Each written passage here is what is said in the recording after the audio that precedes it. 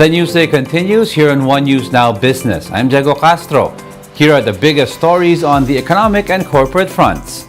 President Marcos joins the Health Department in launching the bivalent COVID-19 vaccines at the Philippine Heart Center. Also present in the event is Health Secretary Ted Herbosa and Quezon City Mayor Joy Belmonte. In his speech, President Marcos expressed gratitude to health workers for all their sacrifices during the pandemic. He also urged the eligible population, which include health workers, senior citizens, and persons with comorbidities, to get the second-generation jabs. A bivalent shot targets both the original strain of the virus that causes COVID-19 and Omicron subvariants. The country's first batch of these vaccines arrived earlier this month from donor country Lithuania. Secretary Herbosa also received the bivalent shot during the event. Marcos notes in his speech that his administration will continue to use science-based strategies and a whole-of-society approach to manage health risks brought about by new COVID-19 variants. He says Filipinos should not be complacent, even if the COVID-19 situation has improved. So we must not let our guard down. Although the rest of society, the other sectors of our society that have tried to move on and say the emergency is over, and certainly in a way we can say that is the case. However, it is not over completely, and that is why we should not be complacent. A commuters group calls on President Bongbong Marcos to defer the fare hike for LRT Lines 1 and 2. In a statement, the Passenger Forum strongly opposed higher train fares and said the chief executive should rethink its implementation. This as the ordinary Filipinos have yet to feel the economic recovery the government has been touting amid elevated prices of goods and services. The group says higher fares will put a dent in riders' already tight budget.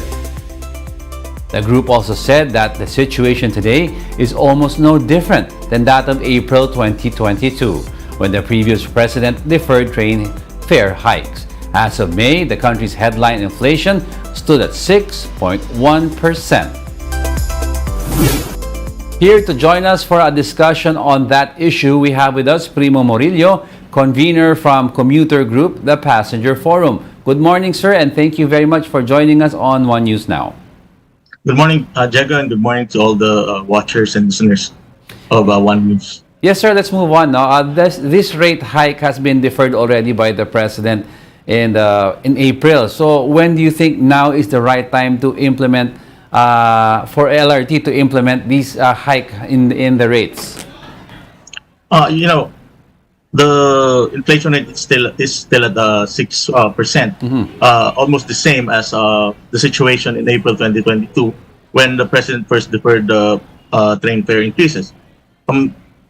Filipinos have yet to feel the supposed economic progress, not really progress, but improvement in their lives. So, in fact, the end-to-end fare after this hike will even be higher than the wage hike last year, the last wage hike given by the government to our workers. So we fear that increasing the train fares will really impact the budget of our regular train riders negatively. Yes, and well, according kasi to the DOTR, the additional revenue supposedly from this rate hike will allow LRT2 to provide better service for the commuters. Your thoughts on that? Well, we acknowledge that our train systems need improvement, no? But it must be shouldered by the government through greater state subsidy. Okay. We think that our train systems should be considered as an economic service, as it helps our workers go to their work, so they can report to work, be productive, and help in achieving economic recovery for our nation. That's right, that's right. And also MRT is eyeing to increase its rates. What are the possible impacts of these rate hikes if they push through with it? Of course, our workers will still report for work, but it may have a dent on their food budget. Usually, Filipino families sacrifice the quality of nutrition they intake whenever they need to tighten their budget. So we're thinking of Filipino worker families going back to instant noodles, canned goods, just to get by. And we don't want that. We want the government to see this, to see deferring this fare hike as a great help in having better lives for our Filipino families. If they do not defer this, no, is there a compromise that you think your group will say that is acceptable? Like, what rates do you think is acceptable for your group? Because of the economic situation, we are against any increases as of now. Okay. We see this as a way to, of course, aside from the fact that it is an economic service, I said before, we should note that JICA before had a study and says we lose about 3.5 billion every day due to traffic congestion. And we know trains are one of the solutions to traffic congestion because it does not burden our congested road network. Um, the JICA study also projects that it may reach 5.4 billion daily into 2035 if we fail to solve our traffic problems. So we think this justifies higher state subsidy for our trains.